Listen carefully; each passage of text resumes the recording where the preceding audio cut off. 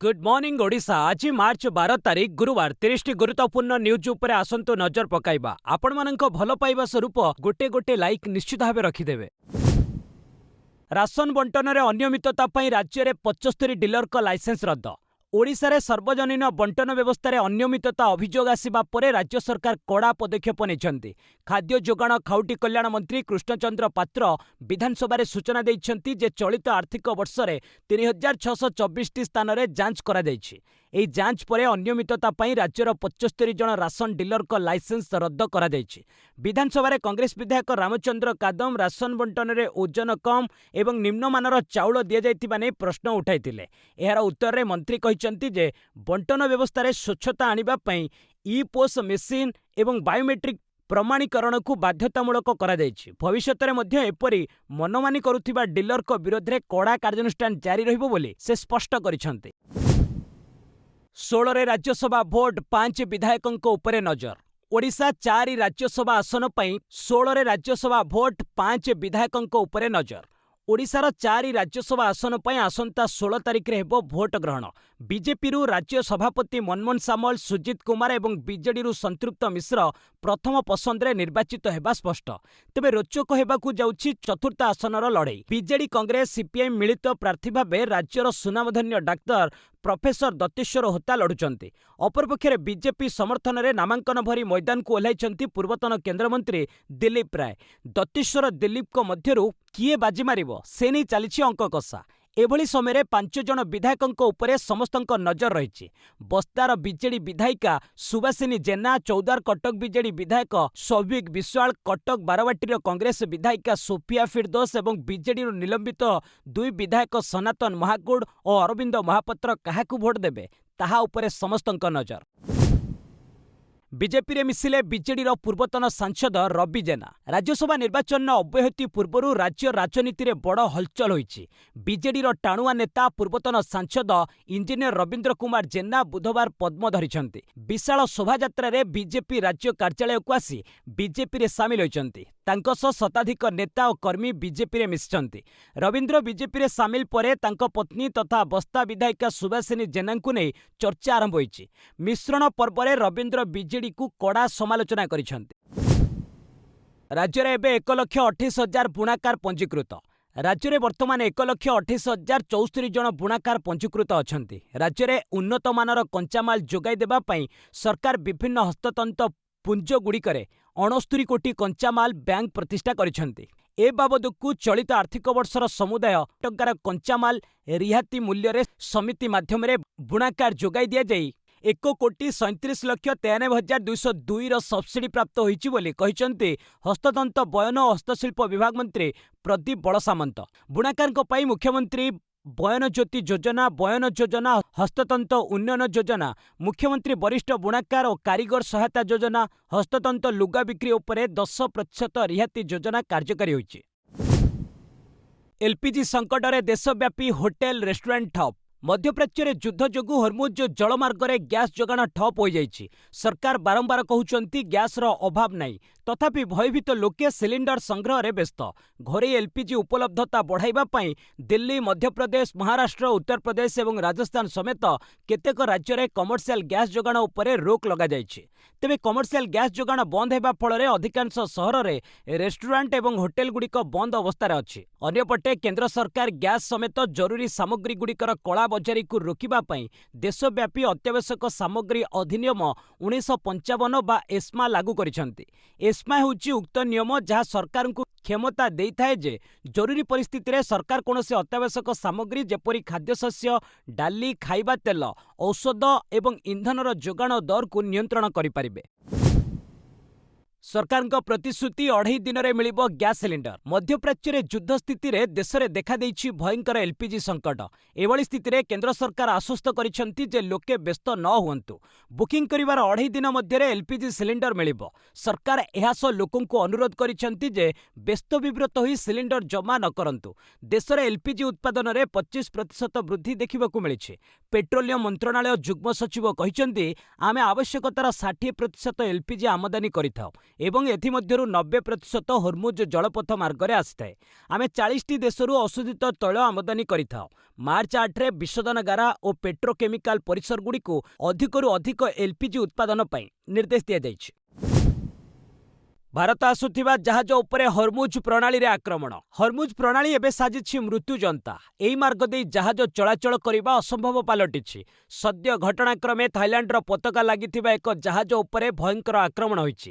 ଥାଇ ଜାହାଜ ମୟୁରୀ ନାରୀ ସଂଯୁକ୍ତ ଆରବ ଏମିରେଟ୍ସର ଖଲିଫା ବନ୍ଦର ଛାଡ଼ି ଗୁଜରାଟର କାଣ୍ଡଲା ବନ୍ଦର ଅଭିମୁଖେ ଆସୁଥିଲା।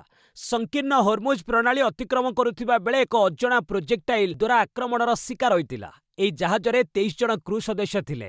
ସେମାନଙ୍କ ମଧ୍ୟରୁ 20 ଜଣଙ୍କୁ ଉଦ୍ଧାର କରାଯାଇଛି। ଅନ୍ୟ 3 ଜଣ ନିଖୋଜ ଅଛନ୍ତି। ଓମାନ ନୌସେନା ତୁରନ୍ତ ଉଦ୍ଧାର ଅପରେସନ କରି ନାବିକଙ୍କୁ ଉଦ୍ଧାର କରିଛି।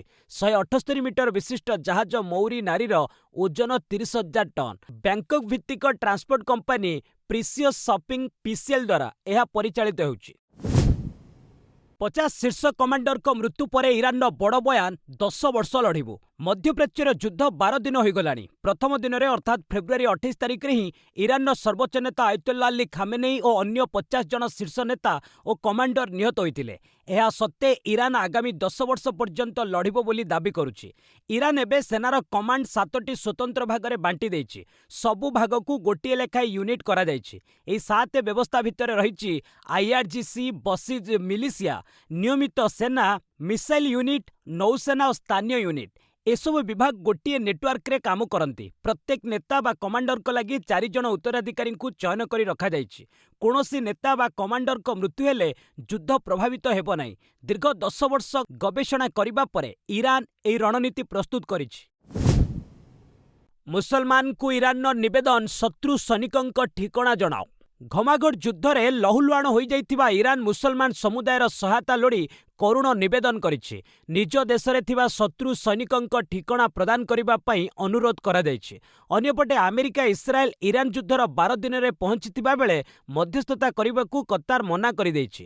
କତାର ବୈଦେଶିକ ମନ୍ତ୍ରୀ ମହମ୍ମଦ ବିନ୍ ଅବଦୁଲ୍ଲାଜିଜ୍ ଅଲ୍ ଖୁଲାଇଫି କହିଛନ୍ତି ଯେ ଯୁଦ୍ଧ ବନ୍ଦ ପରେ କୌଣସି ଭୂମିକା ନେବାକୁ ପ୍ରସ୍ତୁତ। ଇରାନର ଶତ୍ରୁ କତାର ନୁହେଁ, ସମଗ୍ର ଅଞ୍ଚଳକୁ ଶତ୍ରୁ ଭାବେ ଦେଖିବା ବି ଅନୁଚିତ। ଏହି ସଙ୍କଟର ସ୍ଥାୟୀ ସମାଧାନ କେବଳ ଆଲୋଚନା ମାଧ୍ୟମରେ ହୋଇପାରିବ। ଇରାନ ଆକ୍ରମଣ ଦ୍ୱାରା କତାର ଓ ଏହାର ପଡ଼ୋଶୀ ଦେଶର ତୈଳ ଭିତ୍ତିଭୂମି ବ୍ୟାପକ କ୍ଷତି ହୋଇଛି। ଏହାକୁ ନେଇ କତାର ତୀବ୍ର ଅସନ୍ତୋଷ ପ୍ରକାଶ କରିଛି। ଆଲୋଚନା ପାଇଁ ଇରାନ, ଇସ୍ରାଏଲ ଏବଂ ଆମେରିକାକୁ ନିବେଦନ କରିଛି। ବାହାରିନ୍, କୁଏତ, ୟୁଏଇ, କତାରରେ ଇରାନର ବୋମା ବର୍ଷା। ମଧ୍ୟପ୍ରାଚ୍ୟ ଯୁଦ୍ଧ ଦିନକୁ ଦିନ ତୀବ୍ରତର ହେଉଛି। ଆମେରିକା ଇସ୍ରାଏଲର ମିଳିତ ସାମରିକ ଅଭିଯାନକୁ ଖାତିର ନକରି ପ୍ରଚଣ୍ଡ ଜବାବ ଦେଇ ଚାଲିଛି ଇରାନ। ବୋମା ବର୍ଷା କରି ଏକାଧିକ ମଧ୍ୟପ୍ରାଚ୍ୟ ଦେଶକୁ କରିପକାଇଛି ଅଣନିଶ୍ୱାସୀ। ଇରାନର ଇସଲାମିକ ରେଭଲ୍ୟୁସନାରୀ ଗାର୍ଡ କର୍ପସ୍ ବା ଆଇଆର୍‌ଜିସି ବାହାରିନ୍, କୁଏତ, ୟୁଏଇ ଏବଂ କତାରକୁ ଜୋରଦାର ଟାର୍ଗେଟ କରିଛି।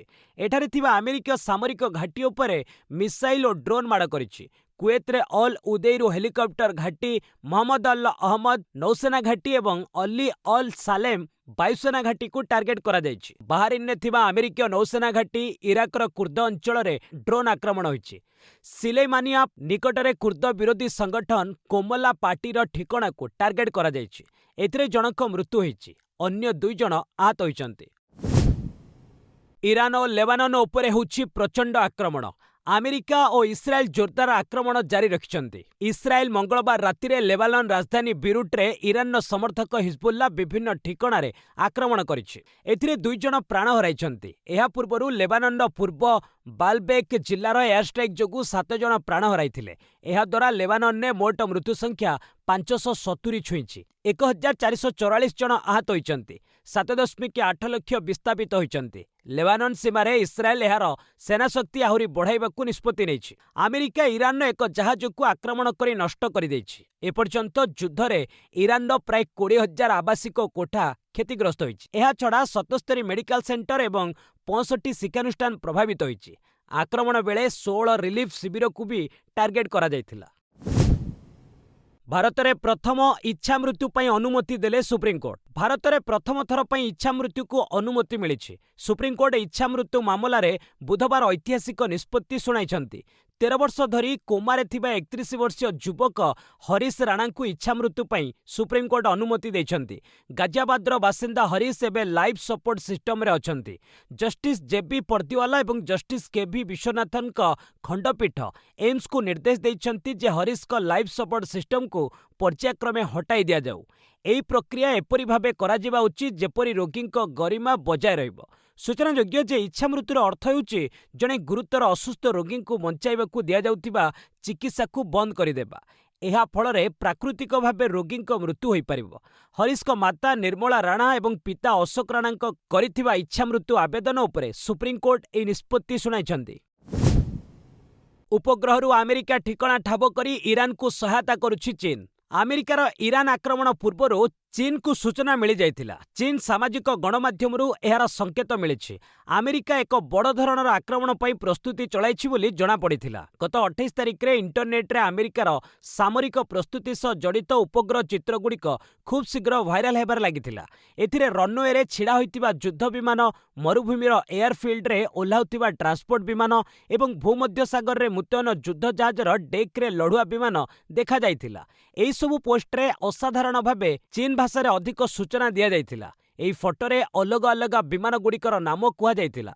ମିସାଇଲ ପ୍ରତିରକ୍ଷା ପ୍ରଣାଳୀକୁ ଚିହ୍ନଟ କରି ସୈନିକମାନଙ୍କ ଲୋକେସନ ସହିତ ଦର୍ଶାଯାଇଥିଲା। ଏହି ତଥ୍ୟ ଚୀନର ଏଆଇ କମ୍ପାନୀ ଇରାନକୁ ପ୍ରଦାନ କରିଥିବା କୁହାଯାଉଛି। ରୁଷରୁ 3 କୋଟି ବ୍ୟାରେଲ ତେଲ କିଣିଲା ଭାରତ। ଇରାନ ଇସ୍ରାଏଲ ଯୁଦ୍ଧ ମଧ୍ୟରେ ହୋର୍ମୁଜ ଜଳପଥ ବନ୍ଦ ହୋଇଯାଇଛି। ଏଭଳି ସ୍ଥିତିରେ ତେଲ ଯୋଗାଣ ବନ୍ଦ ହୋଇଯାଇଛି। ଭାରତ ଏବେ ରୁଷ ତେଲ କ୍ରୟ ପାଇଁ ଆଗକୁ ବଢ଼ିଛି। ଆମେରିକା ମଧ୍ୟ ରୁଷ ତେଲ କିଣିବା ପାଇଁ ଭାରତକୁ ଏପ୍ରିଲ 3 ପର୍ଯ୍ୟନ୍ତ ଛାଡ଼ ପ୍ରଦାନ କରିଛି। ତେଣୁ ଭାରତ ରୁଷଠାରୁ ପ୍ରାୟ 3 କୋଟି ବ୍ୟାରେଲ ଅଶୋଧିତ ତୈଳ କିଣିବାକୁ ଚୁକ୍ତି କରିଛି। ଭାରତୀୟ ତୈଳ ନିଗମ ଏବଂ ରିଲାଏନ୍ସ ଇଣ୍ଡଷ୍ଟ୍ରିଜ୍ ସମେତ ଅନ୍ୟାନ୍ୟ ଭାରତୀୟ ବିଶୋଧନକାରୀମାନେ ସ୍ପଟ୍ ବଜାରରେ ଉପଲବ୍ଧ ସମସ୍ତ ରୁଷ ତେଲ କିଣି ନେଇଛନ୍ତି। ଇଣ୍ଡିଆନ୍ ଅଏଲ ପାଖାପାଖି 1 କୋଟି ବ୍ୟାରେଲ ଏବଂ ରିଲାଏନ୍ସ ବି ଅନୂନ୍ୟ 1 କୋଟି ବ୍ୟାରେଲ ତେଲ କ୍ରୟ କରିଛି। ରୁଷ ଜାହାଜ ମାୟୋଲା ଏବଂ ସାରା ଭଳି କେତେକ ବଡ଼ ଟ୍ୟାଙ୍କର ଯାହା ପୂର୍ବରୁ ସିଙ୍ଗାପୁର ଆଡ଼କୁ ଯାଉଥିଲେ, ସେମାନେ ଏବେ ଭାରତୀୟ ବନ୍ଦର ଦିଗକୁ ମୁହାଁଇଛନ୍ତି। 70% ଅଶୋଧିତ ତୈଳ ବିକଳ୍ପ ମାର୍ଗ ଦେଇ ଆଣିବାକୁ ଯୋଜନା। 70% ଅଶୋଧିତ ତୈଳ ବିକଳ୍ପ ମାର୍ଗ ଦେଇ ଆଣିବାକୁ ଯୋଜନା। ଇରାନ ହର୍ମୁଜ ଜଳମାର୍ଗ ବନ୍ଦ କରିଦେଇଛି। ଯେଉଁ ପଥ ଦେଇ ବିଶ୍ୱର 20% ତୈଳ ଯୋଗାଣ ହୋଇଥାଏ, ସେହିଭଳି ଭାରତ ଏହାର ଆବଶ୍ୟକତାର 50% ଅଶୋଧିତ ତୈଳ ଏବଂ 54% ଏଲ୍ଏନ୍ଜି ଏହି ରାସ୍ତାରେ ମଗାଇଥାଏ। କିନ୍ତୁ ବର୍ତ୍ତମାନ ସ୍ଥିତିକୁ ଦେଖି ଭାରତ ରଣନୀତି ବଦଳାଇଛି ଏବଂ ହର୍ମୁଜ ଉପରେ ନିର୍ଭରତା କମ୍ କରିଦେଇଛି। ହର୍ମୁଜ ପରିସରରେ ଆସୁନଥିବା ବାଟଗୁଡ଼ିକରେ ଅଶୋଧିତ ତୈଳ ଆମଦାନୀକୁ 10% ବଢ଼ାଇଛି ଭାରତ। ପୂର୍ବରୁ ଭାରତ ଏହାର ଆବଶ୍ୟକତାର 60% ଅଶୋଧିତ ତୈଳ ଅନ୍ୟ ବାଟ ଦେଇ ଆଣୁଥିଲା, ଯାହାକୁ ଏବେ 70% କରିଦେଇଛି। ପ୍ରକାଶଯୋଗ୍ୟ, ଭାରତ ଏହାର ଆବଶ୍ୟକତାର ପାଖାପାଖି 85%ରୁ 90% ଅଶୋଧିତ ତୈଳ 40ରୁ ଉର୍ଦ୍ଧ୍ୱ ଦେଶରୁ ମଗାଇଥାଏ। ଏବେ ଭାରତୀୟ ତୈଳ ଭଣ୍ଡାରଗୁଡ଼ିକରେ 50 ଲକ୍ଷ ମେଟ୍ରିକ୍ ଟନ୍ରୁ ଅଧିକ ତୈଳ ମହଜୁଦ ରହିଛି। ଲୋକସଭାରେ ବାଚସ୍ପତିଙ୍କ ଅନାସ୍ଥା ଉପରେ ଚର୍ଚ୍ଚା। ନରେନ୍ଦର ସରେଣ୍ଡର ସ୍ଲୋଗାନ ଦେଲେ ବିରୋଧୀ। ବାଚସ୍ପତି ଓମ୍ ବିର୍ଲାଙ୍କୁ ହଟାଇବା ପାଇଁ ଆଗତ ଅନାସ୍ଥା ପ୍ରସ୍ତାବ ଉପରେ ଲୋକସଭାରେ ଚର୍ଚ୍ଚା ଜାରି ରହିଛି। ବିରୋଧୀ ସଦସ୍ୟ ବୁଧବାର ସରକାରଙ୍କୁ ଘେରି ନରେନ୍ଦର ସରେଣ୍ଡର ସ୍ଲୋଗାନ ଦେଇଥିଲେ। ପରେ ଅନାସ୍ଥା ଚର୍ଚ୍ଚାରେ ବିଜେପି ସାଂସଦ ରବିଶଙ୍କର ପ୍ରସାଦ, ଲୋକସଭା ବିରୋଧୀ ଦଳ ନେତା ରାହୁଲ ଗାନ୍ଧୀ ଏବଂ ବିରୋଧୀଙ୍କ ଉପରେ ଅନେକ ଅଭିଯୋଗ ଲଗାଇଥିଲେ। ଏହା ଉପରେ ରାହୁଲ କହିଥିଲେ ଯେ ଆମେ ଯେତେବେଳେ ବି କହିବାକୁ ଚାହୁଁଛୁ, ବାରମ୍ବାର ବାଧା ଦିଆଯାଉଛି। ଏହି ଆଲୋଚନା ଗଣତନ୍ତ୍ର ଏବଂ ବାଚସ୍ପତିଙ୍କ ଭୂମିକା ଉପରେ ଆଧାରିତ। ଅନେକ ସମୟରେ ମୋର ନାମ ନିଆଗଲା, କିନ୍ତୁ ପ୍ରତିଥର ଆମକୁ କହିବାକୁ ଦିଆଗଲାନି। ପ୍ରଧାନମନ୍ତ୍ରୀ ସାଲିସ କରିନେଇଛନ୍ତି। ଏହାର ଜବାବରେ କେବେ ନୁହେଁ ବୋଲି ରବିଶଙ୍କର କହିଥିଲେ। ବାଚସ୍ପତିଙ୍କ ଆସନକୁ ଅନେକ ଥର ଘେରାଉ କରାଗଲା, କାଗଜ ଫିଙ୍ଗାଗଲା, ତଥାପି ରାହୁଲ ହସୁଥିଲେ ବୋଲି ସେ କହିଥିଲେ। ଇରାନ ଯୁଦ୍ଧ, କୁକୁର ବିଲେଇ ଛାଡ଼ି ପଳାଉଛନ୍ତି ଲୋକେ। ଇରାନ ଯୁଦ୍ଧ କ୍ରମାଗତ ଭାବେ ଭୟଙ୍କର ରୂପ ଧାରଣ କରିବାରେ ଲାଗିଛି। ଭୟାବହ ସ୍ଥିତିକୁ ଦେଖି ଲୋକେ ଘରଦ୍ୱାର ଛାଡ଼ି ପଳାଉଛନ୍ତି। ମାତ୍ର ଏହା ଗୃହପାଳିତ ପଶୁପକ୍ଷୀଙ୍କ ପାଇଁ କାଳ ସାଜିଛି। ୟୁନାଇଟେଡ୍ ଆରବ ଏମିରେଟ୍ସରେ ଲୋକମାନେ ଦେଶ ଛାଡ଼ିବା ପାଇଁ ନିଜର ପୋଷା କୁକୁର, ବିଲେଇ ଏବଂ ଅନ୍ୟ ପଶୁମାନଙ୍କୁ ରାସ୍ତା କିମ୍ବା ଆଶ୍ରୟସ୍ଥଳୀରେ ଛାଡ଼ି ଚାଲିଯାଉଛନ୍ତି। ଲୋକେ ପଶୁମାନଙ୍କୁ ବିନା ଖାଦ୍ୟ ପାଣିରେ ପ୍ରଚଣ୍ଡ ଖରାରେ ରାସ୍ତା କଡ଼ରେ ଥିବା ଖୁଣ୍ଟରେ ବାନ୍ଧି ଦେଇ ପଳାଉଛନ୍ତି। ଉଦ୍ଧାରକାରୀ ଦଳ କହିଛି ଯେ ଘର କିମ୍ବା ଆଶ୍ରୟସ୍ଥଳୀ ବାହାରେ ପିଞ୍ଜରାରେ ବନ୍ଦ ଥିବା ବିଲେଇ ଏବଂ କୁକୁର ଛୁଆଙ୍କୁ ଉଦ୍ଧାର କରାଯାଇଛି। ସାମାଜିକ କର୍ମୀ ଏହାକୁ ଏକ ସ୍ୱାର୍ଥପର ଏବଂ ନିର୍ଦ୍ଦୟୀ ପଦକ୍ଷେପ ବୋଲି କହିଛନ୍ତି। ଆଉ କିଛି ସ୍ଥାନରେ ଲୋକେ କୁକୁରକୁ ଗୁଳି କରି ହତ୍ୟା କରାଯାଇଥିବା ଜଣାପଡ଼ିଛି। ଲ୍ୟାଣ୍ଡିଂ ବେଳେ ଏୟାର ଇଣ୍ଡିଆର ବିମାନ ଚକା ବାହାରିଗଲା। ଥାଇଲାଣ୍ଡରେ ଏୟାର ଇଣ୍ଡିଆ ଏକ୍ସପ୍ରେସ୍ ବିମାନ ଲ୍ୟାଣ୍ଡିଂ ବେଳେ ଦୁର୍ଘଟଣାଗ୍ରସ୍ତ ହୋଇଛି। ହାଇଦ୍ରାବାଦରୁ ଫୁକେଟ୍ ଯାଉଥିବା ବିମାନଟି ଥାଇଲାଣ୍ଡ ରନୱେରେ ଅବତରଣ କରିବା କ୍ଷଣି ଏହାର ନୋଜ୍ ଗିୟର ଭାଙ୍ଗି ଯାଇଥିଲା ଏବଂ ଆଗ ଚକା ଅଲଗା ହୋଇ ବାହାରି ଯାଇଥିଲା। ପରେ ବିମାନଟି ହାର୍ଡ ଲ୍ୟାଣ୍ଡିଂ କରିଥିଲା, ଫଳରେ କିଛି ସମୟ ପାଇଁ ସେହି ରନୱେକୁ ବନ୍ଦ କରିବାକୁ ପଡ଼ିଥିଲା। ଦୁର୍ଘଟଣା ବେଳେ ବିମାନରେ 133 ଯାତ୍ରୀ ଥିଲେ। ତେବେ ସୌଭାଗ୍ୟବଶତଃ ସମସ୍ତ ଯାତ୍ରୀ ସୁରକ୍ଷିତ ଅଛନ୍ତି। ସେମାନଙ୍କୁ ସୁରକ୍ଷିତ ବାହାରକୁ ବାହାର କରାଯାଇଛି। ବିମାନଟି ନିର୍ଦ୍ଧାରିତ ସମୟ ପୂର୍ବରୁ ଫୁକେଟ୍ରେ ପହଞ୍ଚି ଯାଇଥିଲା। କୁହାଯାଉଛି ଯେ ବିମାନଟି ଦ୍ରୁତ ବେଗରେ ଲ୍ୟାଣ୍ଡିଂ କରୁଥିଲା। ଏଥିଯୋଗୁଁ ଏହାର ସାମ୍ନାରେ ଥିବା ଲ୍ୟାଣ୍ଡିଂ ଗିୟର କ୍ଷତିଗ୍ରସ୍ତ ହୋଇଥିଲା। ଚକା ଅଲଗା ହୋଇଯିବାରୁ ବିମାନକୁ ତୁରନ୍ତ ରନୱେରୁ ହଟାଯାଇ ପାରିନଥିଲା। ଇରାନୀ ବିଶେଷଜ୍ଞଙ୍କ ଚେତାବନୀ, $200 ଛୁଇଁପାରେ ଅଶୋଧିତ ତୈଳ। ହୋର୍ମୁଜ୍ ପ୍ରଣାଳୀକୁ କବ୍ଜା କରିଥିବା ଇରାନ ଏବେ ବିଶ୍ୱକୁ ଡରାଇବାରେ ଲାଗିଛି। ତେହେରାନ ବିଶ୍ୱବିଦ୍ୟାଳୟର ଜନୈକ ପ୍ରଫେସର କହିଛନ୍ତି, ଏହି ପ୍ରଣାଳୀ ଅନେକ ମାସ ଧରି ବନ୍ଦ ରହିପାରେ। ଯେପର୍ଯ୍ୟନ୍ତ ଯୁଦ୍ଧ ଯୋଗୁଁ ହୋଇଥିବା ଆର୍ଥିକ କ୍ଷତି ଭରଣା ନ ହୋଇଛି, ସେ ପର୍ଯ୍ୟନ୍ତ ଏହି ଜଳମାର୍ଗ ବନ୍ଦ ରହିପାରେ। ଏହି ଜଳମାର୍ଗକୁ ବନ୍ଦ କରିବା ଯୁଦ୍ଧରେ ଇରାନର ସବୁଠୁ ଶକ୍ତିଶାଳୀ ଅସ୍ତ୍ର ମଧ୍ୟରୁ ଅନ୍ୟତମ ସାବ୍ୟସ୍ତ ହେବ। ଗତ 12 ଦିନରେ ଇରାନକୁ ଲକ୍ଷ ଲକ୍ଷ କୋଟି ଡଲାରର ଆର୍ଥିକ କ୍ଷତିର ସମ୍ମୁଖୀନ ହେବାକୁ ପଡ଼ିଛି। ଯୁଦ୍ଧ କାରଣରୁ ଅଶୋଧିତ ତୈଳ ଦର ବ୍ୟାରେଲ ପିଛା $200 ପର୍ଯ୍ୟନ୍ତ ପହଞ୍ଚିପାରେ। ଏଭଳି ସ୍ଥିତିରେ ଅନ୍ତର୍ଜାତୀୟ ଶକ୍ତି ଏଜେନ୍ସି ଘୋଷଣା କରିଛି କି ଏହାର 32 ସଦସ୍ୟ ରାଷ୍ଟ୍ର ନିଜ ଜରୁରୀକାଳୀନ ଭଣ୍ଡାରରୁ 40 କୋଟି ବ୍ୟାରେଲ ଅଶୋଧିତ ତୈଳ ବିଶ୍ୱ ବଜାରକୁ ଛାଡ଼ିବେ। ଇତିହାସରେ ଏହା ସବୁଠୁ ଅଧିକ ମାତ୍ରାର ତୈଳ ବିତରଣ ହେବ। 1342 ପଏଣ୍ଟ ଖସିଲା ସେନ୍ସେକ୍ସ। ଇରାନ ଯୁଦ୍ଧର ପ୍ରଭାବ ଭାରତୀୟ ସେୟାର ବଜାର ଉପରେ ପଡ଼ିଛି। ଏଥିଯୋଗୁଁ ବଜାରରେ ବଡ଼ ହ୍ରାସ ଦେଖାଦେଇଛି। ବୁଧବାର ବିଏସ୍ଇ ସେନ୍ସେକ୍ସ 1342 ପଏଣ୍ଟ ତଥା 1.72% ହ୍ରାସ ପାଇଛି।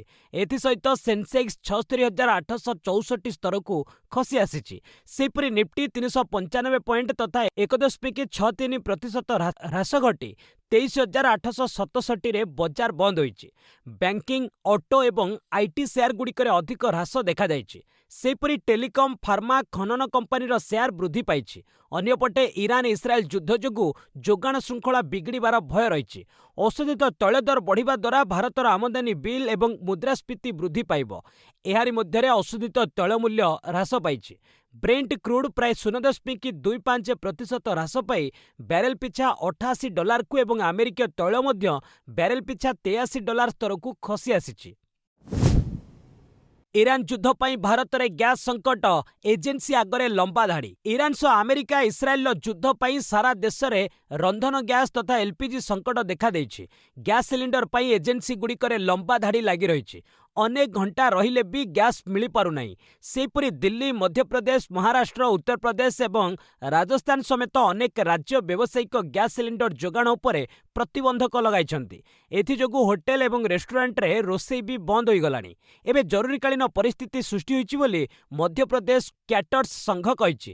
ଯେଉଁ ଘରେ ଆଗକୁ ବିବାହ ହେବାର ଅଛି ସେମାନେ ଚିନ୍ତାରେ ଅଛନ୍ତି। କେବଳ ଭୋପାଳରେ 20 ଦିନରେ 1000ରୁ ଅଧିକ ବିବାହ ହେବାର ଅଛି। ଏପରି ପରିସ୍ଥିତି ଲାଗି ରହିଲେ ବିବାହ ବନ୍ଦ କରିବାକୁ ପଡ଼ିପାରେ। ବାଂଲାଦେଶକୁ 5000 ଟନ୍ ଡିଜେଲ ପଠାଇଲା ଭାରତ। ନିଜ ଦେଶରେ ହିଂସା ପାଇଁ ଭାରତକୁ ଦାୟୀ କରିଥିବା ବାଂଲାଦେଶ ପ୍ରତି କେନ୍ଦ୍ର ସରକାର ଅନୁକମ୍ପା ଦେଖାଇଛନ୍ତି। ଅନେକ ହିନ୍ଦୁଙ୍କୁ ପିଟି ପିଟି ହତ୍ୟା କରିଥିବା ବାଂଲାଦେଶକୁ ଭାରତ ସହାୟତା କରିଛି। ମଧ୍ୟପ୍ରାଚ୍ୟ ଯୁଦ୍ଧ ପାଇଁ ଭାରତ ସମେତ ସାରା ବିଶ୍ୱରେ ଶକ୍ତି ସଙ୍କଟ ଦେଖାଦେଇଛି।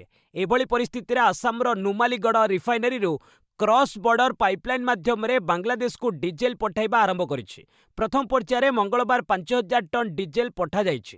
ବାଂଲାଦେଶ ପେଟ୍ରୋଲିୟମ କର୍ପୋରେସନର ଅଧ୍ୟକ୍ଷ ମହମ୍ମଦ ରେଜାନୁର ରହମାନ ଏହି ସୂଚନା ଦେଇଛନ୍ତି। ଏବେ ବାଂଲାଦେଶ ଭୟଙ୍କର ଜାଳେଣି ସଙ୍କଟର ସମ୍ମୁଖୀନ ହେଉଛି। ହର୍ମୁଜ ଷ୍ଟ୍ରେଟ୍ ବନ୍ଦ ଥିବାରୁ ତୈଳ ଯୋଗାଣରେ ବାଧା ସୃଷ୍ଟି ହେବାରୁ ପରିସ୍ଥିତି ଭୟଙ୍କର ହୋଇଯାଇଛି। ସୂଚନାଯୋଗ୍ୟ ଯେ ବାଂଲାଦେଶ ନିଜର ଆବଶ୍ୟକତା ପ୍ରାୟ 95% ଜାଳେଣି ମଧ୍ୟପ୍ରାଚ୍ୟରୁ ଆମଦାନୀ କରିଥାଏ। ଆମେରିକାରେ ରିଲାଏନ୍ସର $300 ବିଲିୟନ ନିବେଶ, ଟେକ୍ସାସରେ ନୂଆ ତୈଳ ବିଶୋଧନାଗାର ସ୍ଥାପନ। ଆମେରିକାର ରାଷ୍ଟ୍ରପତି ଡୋନାଲ୍ଡ ଟ୍ରମ୍ପ ଘୋଷଣା କରିଛନ୍ତି ଯେ ଭାରତୀୟ ଶିଳ୍ପ ସଂସ୍ଥା ରିଲାଏନ୍ସ ଇଣ୍ଡଷ୍ଟ୍ରିଜ୍ ଆମେରିକାର ଟେକ୍ସାସ ସ୍ଥିତ ବ୍ରାଉନ୍ସଭିଲରେ ଏକ ତୈଳ ବିଶୋଧନାଗାର ପ୍ରତିଷ୍ଠା କରିବ। ଏଥିପାଇଁ $300 ବିଲିୟନ ଏକ ବଡ଼ ଚୁକ୍ତି ହୋଇଛି। ଗତ 50 ବର୍ଷ ମଧ୍ୟରେ ଏହି ଅଞ୍ଚଳରେ ଏହା ପ୍ରଥମ ନୂତନ ବିଶୋଧନାଗାର ବୋଲି ଟ୍ରମ୍ପ ସୂଚନା ଦେଇଛନ୍ତି। ଅନ୍ୟପଟେ ଦେଶରେ ଏଲ୍‌ପିଜି ଚାହିଦା ବୃଦ୍ଧି ପାଉଥିବାରୁ ଜାମନଗର ପ୍ଲାଣ୍ଟରେ ଏହାର ଉତ୍ପାଦନ ବଢ଼ାଇବାକୁ ରିଲାଏନ୍ସ ନିଷ୍ପତ୍ତି ନେଇଛି। ଏହି ସମ୍ବାଦ ପରେ ବୁଧବାର ସକାଳେ ରିଲାଏନ୍ସ ସେୟାର ମୂଲ୍ୟରେ ସାମାନ୍ୟ ହ୍ରାସ ଦେଖିବାକୁ ମିଳିଥିଲା। आगामी 18 रु आरंभ हेब आईपीएल 16 दिन में 20 मैच। आगामी आईपीएल 19 पर बीसीसीआई प्रथम पर्याय कार्यसूची घोषणा करिछि। चलित मास 28 रु एप्रिल 12 तारिख मध्य हेब 20 टी मैच। पश्चिमबंग, तमिलनाडु और आसाम विधानसभा निर्वाचन तारीख घोषणा पर आईपीएल द्वितीय पर्याय क्रीड़ासूची प्रकाश पाइब। Defending champion Royal Challengers Bengaluru उद्घाटनी मुकाबिला सनराइजर्स हैदराबाद को भेटिब। चिन्नास्वामी स्टेडियम को उद्घाटनी मैच आयोजन करने को अनुमति मिली। एथर आईपीएल मोट 84 टी मैच रही। प्रथम 16 दिन क्रीड़ासूची मध्य मोट 20 टी मैच रही। प्रत्येक दल प्रथम पर्यायर 4 टी लेखाएं मैच खेलने सुजोग पाइबे। मे मास 31 तारिख रे फाइनल मैच अनुष्ठित हेब। प्रथम दिनिकिया बांग्लादेश ठू हारिला पाकिस्तान। घोरी बांग्लादेश और पाकिस्तान मध्य आरंभ होईची दिनिकिया सीरीज। प्रथम मैच रे पाकिस्तान को 8 विकेट रे हराइछि बांग्लादेश। ए मैच रे प्रथमे बैटिंग करी पाकिस्तान 30.4 ओभर रे मात्र 114 रन करी ऑल आउट हो जाइथिला। दल पक्षरु फहीम अशरफ सर्वाधिक 37 रन करथिले। अन्यमानक मध्य रे साहिबजादा फरहान 27, माज सद्दाकत 18 और मोहम्मद रिजवान 10 रन करथिले। बांग्लादेश पक्षरु नाहिदा राणा 5टी और मेहदी हसन मिराज 3टी विकेट नहीं। जवाब रे बांग्लादेश 15.1 ओभर रे 2 विकेट हराई आवश्यक रन संग्रह करि नैथिला। दल पक्षरु तंजीद हसन अपराजित 67 रन करथिले। टी20 बैटिंग मान्यतार ईशान किशन को उत्थान। टी20 विश्वकप 2026 रे चमत्कार प्रदर्शन पर भारतीय बैटर ईशान किशन बैटिंग मान्यतार द्वितीय स्थान को उन्नीत होइचंती। टूर्नामेंट रे 317 रन संग्रह करी ईशान शीर्ष रे थिबा अभिषेक शर्मांकर निकटतर रहिचंती। अभिषेक एबेबी मान्यतार 1 नंबर स्थान बजाय रखिचंती। बोलिंग मान्यतार अफगानिस्तान रशीद खान पुणी थरे शीर्ष स्थान अधिकार करिसंती। भारतीय बोलर जसप्रीत बुमरा 14टी विकेट नहीं षष्ठ स्थान को उन्नीत होइचंती। ऑलराउंडर तालिकार सिकंदर रजा एवं हार्दिक पांड्या यथाक्रमे प्रथम और द्वितीय स्थान में रहिचंती। संजू सैमसन एवं शिवम दुबे मध्य निज मान्यतार उन्नति करिसंती। आईसीसी रे नूतन तालिका विश्वकप परवर्ती प्रदर्शन को आधार करी प्रकाश पाइछि। महाराष्ट्र को हराई सीके नायडू ट्रॉफी जीतिला तमिलनाडु। बीसीसीआई आनुकूल्य रे चलिथिबा 23 वर्षरु कम कर्नेल सीके नायडू ट्रॉफी रे तमिलनाडु चैंपियन होइछि। एई 4 दिवसीय फाइनल मैच रे घरे तमिलनाडु 7 विकेट रे महाराष्ट्र को परास्त करिछि। 66 रन छोटिया लक्ष्य को पिछा करी तमिलनाडु बुधवार तृतीय दिवस रे 3 विकेट हराई लक्ष्य हासिल करि नैथिला। एई मैच रे प्रथमे बैटिंग करिथिबा महाराष्ट्र 238 रन करी ऑल आउट हो जाइथिला। जवाब रे तमिलनाडु 334 रन रे सीमित रहिथिला। 96 रन ने पछुआ थाई द्वितीय पाली रे महाराष्ट्र पुणी थरे विपर्चयर सम्मुखीन होई 161 रन करी समस्त विकेट हराइथिला। फଳରେ तमिलनाडु सामने 66 रन छोटिया लक्ष्य रहिथिला। तमिलनाडु एथि पूर्वरु 23 वर्षरु कम स्टेट ए ट्रॉफी रे मध्य टाइटल जितिथिला। कलाहांडी कप पुणी थरे कटक ए को हराई टाइटल जितिला सुंदरगढ़। ओसिया आनुकूल्य रे चलिथिबा कलाहांडी कप रे एथर पुणी थरे सुंदरगढ़ चैंपियन होइछि। गत संस्करण भली एथर मध्य फाइनल रे शक्तिशाली कटक ए दल को 2 विकेट रे परास्त करी सुंदरगढ़ क्रमागत टाइटल जितिछि। विप्लव सामंतरायଙ୍କ नेतृत्वाधीन कटक ए प्रथमे बैटिंग करी 50 ओभर रे 9 विकेट हराई 232 रन संग्रह करिथिला। दल पक्षरु साईदीप महापात्र सर्वाधिक 74, विप्लव 33 रन करथिले। सुंदरगढ़ पक्षरु अधिनायक गोविंद पोदारक समेत कृष्णान पल्लाई, अभिषेक सिंह और सौम्य लेंका 2टी लेखाएं विकेट नहीं। जवाब रे सुंदरगढ़ 43 ओभर रे 8 विकेट हराई लक्ष्य हासिल करि नैथिला। विभास 32 बॉल रे सर्वाधिक 52 रन करथिले। चैंपियन सुंदरगढ़ दल को ट्रॉफी सह 5 लाख टंका एवं रनर्स अप कटक ए को ट्रॉफी सह 3 लाख टंका पुरस्कार प्रदान करा जायथिला। महानदी कोल्डफील्ड्स रे 667 पदवी पर नियुक्ति मार्च 16 रु आवेदन आरंभ। महानदी कोल्डफील्ड्स लिमिटेड पक्षरु 667 टेक्नीशियन, माइनिंग सरदार एवं अन्यान्य पदवी पूरण पर विज्ञप्ति प्रकाश पाइछि। एही पदवी गुड़िक पई आग्रही प्रार्थी माने आसंता मार्च 16 रु एप्रिल 6 पर्यंत ऑनलाइन माध्यम आवेदन करिपारिबे। इच्छुक प्रार्थी माने ऑफिशियल वेबसाइट mahanadi.coal.in माध्यम निजर आवेदन दाखल करिपारिबे। विभिन्न पदवी अनुଯାयी प्रार्थी को डिप्लोमा, डिग्री किंबा संबंधित क्षेत्र में योग्यता रहिबा आवश्यक। प्रार्थी बयस 18 रु 30 वर्ष मध्य हेबा जरूरी। संरक्षित वर्गंक पई सरकारी नियम अनुसार बयस कोल व्यवस्था रही। 883 जूनियर असिस्टेंट और क्लर्क पदवी पर आवेदन आरंभ। राज्य निर्वाचन बोर्ड ओडिशा पक्षरु 883ଟି ଜୁନିୟର ଆସିଷ୍ଟାଣ୍ଟ ଏବଂ ଜୁନିୟର କ୍ଲର୍କ ପଦବୀ ପୂରଣ ପାଇଁ ବିଜ୍ଞପ୍ତି ପ୍ରକାଶ ପାଇଛି। ଏହି ପଦବୀ ପାଇଁ ଅନଲାଇନ୍ ଆବେଦନ ପ୍ରକ୍ରିୟା ଆରମ୍ଭ ହୋଇଯାଇଛି। ଆଗ୍ରହୀ ପ୍ରାର୍ଥୀମାନେ ଅଫିସିଆଲ ୱେବସାଇଟ୍ sspoodisha.ac.in ମାଧ୍ୟମରେ ଆସନ୍ତା ଏପ୍ରିଲ 13 ତାରିଖ ପର୍ଯ୍ୟନ୍ତ ଆବେଦନ କରିପାରିବେ। ଯୋଗ୍ୟତା ସର୍ତ୍ତ ଅନୁଯାୟୀ ପ୍ରାର୍ଥୀ ଯେକୌଣସି ବିଷୟରେ ସ୍ନାତକ ପାସ୍ କରିଥିବା ସହ କମ୍ପ୍ୟୁଟର ଜ୍ଞାନ ସାର୍ଟିଫିକେଟ୍ ରଖିଥିବା ଆବଶ୍ୟକ। ପ୍ରାର୍ଥୀଙ୍କ ବୟସ ସୀମା 21ରୁ 42 ବର୍ଷ ମଧ୍ୟରେ ହେବା ଜରୁରୀ। ନିଯୁକ୍ତି ସମ୍ବନ୍ଧୀୟ ଅଧିକ ସୂଚନା ଏବଂ ଆବେଦନ ପାଇଁ ପ୍ରାର୍ଥୀମାନେ ଓଡ଼ିଶା ଏସ୍ଏସ୍ପିର ଅଫିସିଆଲ ୱେବସାଇଟ୍ ପରିଦର୍ଶନ କରିବାକୁ ପରାମର୍ଶ ଦିଆଯାଇଛି। ବସ୍ ଆଜି ପାଇଁ ଏଇଠି ରଖିବା, ପୁଣି ନେଇ ଆସିବି ଲେଟେଷ୍ଟ ଅପଡେଟ୍। ସେ ପର୍ଯ୍ୟନ୍ତ ବିଦାୟ ନେଉଛି। ଜୟ ହିନ୍ଦ, ଜୟ ଭାରତ।